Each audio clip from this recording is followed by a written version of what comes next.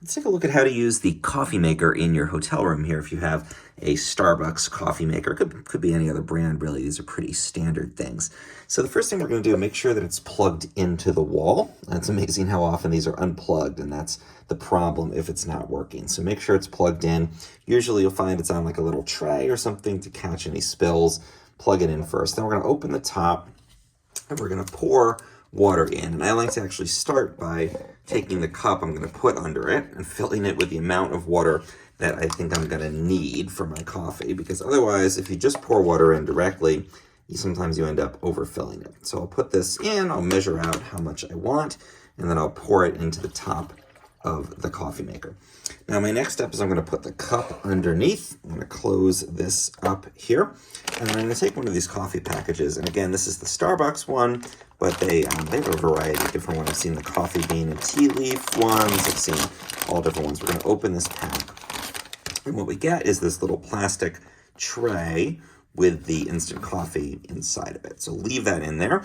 Don't move that around and take it out. And then notice that there's a little kind of like indentation in the coffee maker here. And we are going to go ahead and slide that tray in. It's designed to fit perfectly into there. So there we go, that's in. We've got our coffee cup underneath.